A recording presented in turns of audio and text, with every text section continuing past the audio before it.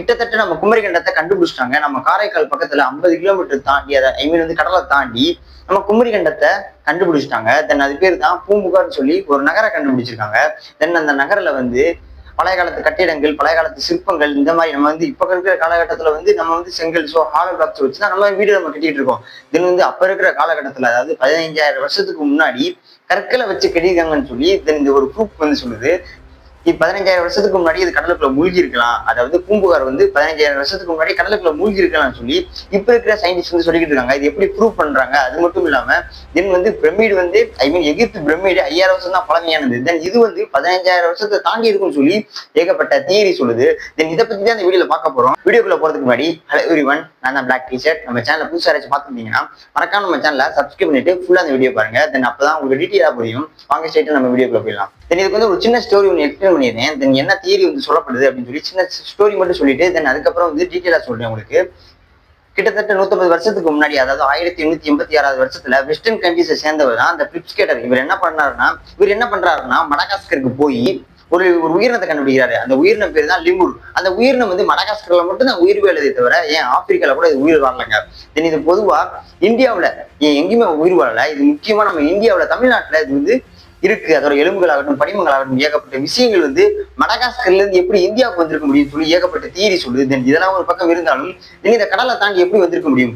அதாவது இந்தியாவுக்கும் மடகாஸ்கருக்கும் 1500 kilometre difference. இந்த டிஃபரன்ஸ் ஃபுல்லாமே கடலால சூழப்பட்ட பகுதிகள். எப்படி இதை தாண்டி வந்திருக்க முடியும்? அப்ப இதுக்கு நடுவில் மிகப்பெரிய கண்டம் இருந்திருக்குன்னு சொல்லி தென் ஏகப்பட்ட தியரி ஆகட்டும், மிகப்பெரிய ஒரு சயின்டிஸ்ட் ஆகட்டும், தென் ஏகப்பட்ட விஷயங்கள் வந்து தென் இதை பத்தி தான் சொல்லிக்கிட்டு இருக்காங்க எல்லாருமே.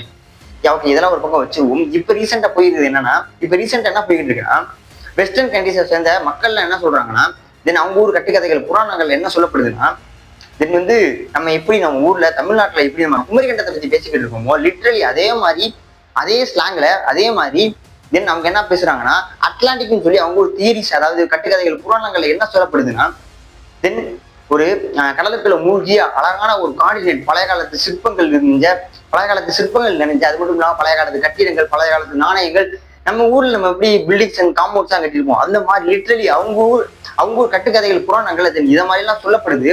தென் இப்ப ப்ரூவ் பண்ண ஆதாரம் என்னன்னா, அட்லாண்டிக் தான் லெமூரியன் கான்டினென்ட் தான் தென் குமரிக்கண்டமா லிட்டரலி இதுதான் வந்து பேசிக்கா வந்துகிட்டு இருக்கான்னு சொல்லி ஏகப்பட்ட தியரி சொல்லுது. இதெல்லாம் இருக்கட்டும். இப்ப ரீசெண்டா வந்து நம்மளோட பூம்புகார்னு சொல்லி நம்ம காரைக்கால் பக்கத்துல 50 கிலோமீட்டர் தாண்டி கடலை தாண்டி இப்ப ரீசெண்டா கண்டுபிடிச்சிருக்கிற நியூஸ் என்னன்னா, இப்ப நம்ம காரைக்கால் பக்கத்துல பூம்புகார் சொல்லி ஒரு நகரை கண்டுபிடிச்சிருக்காங்க.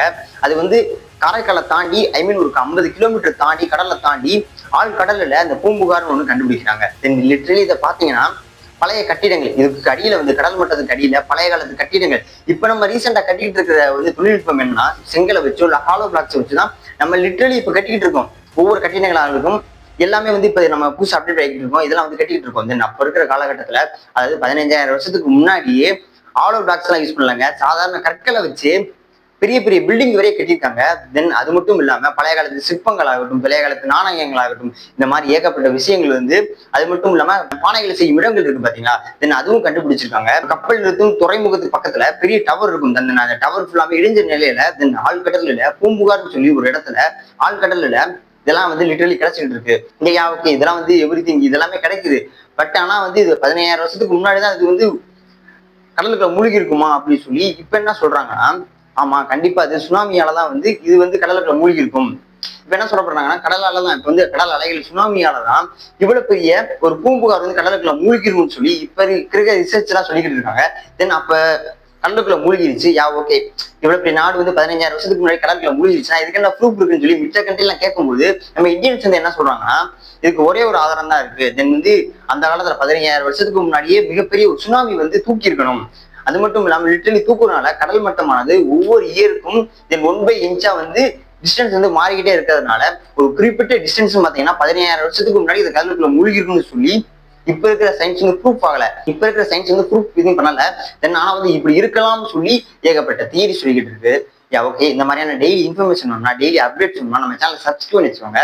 ஓகே, இதோட இந்த வீடியோ முடியுது. மறக்காம சப்ஸ்கிரைப் பண்ணிடுங்க. சப்ஸ்கிரைப் பண்ணாம புதுசாக ஏதாச்சும் பாத்தீங்கன்னா கூட மறக்காம சப்ஸ்கிரைப் பண்ணிடுங்க. ஒரு டவுட் இருந்துச்சுன்னா மறக்காம கமெண்ட் செக்ஷன்ல சொல்லிட்டு போயிருங்க. ஓகே, அதோட இந்த வீடியோ இருக்குது. ஓகே, பாய்.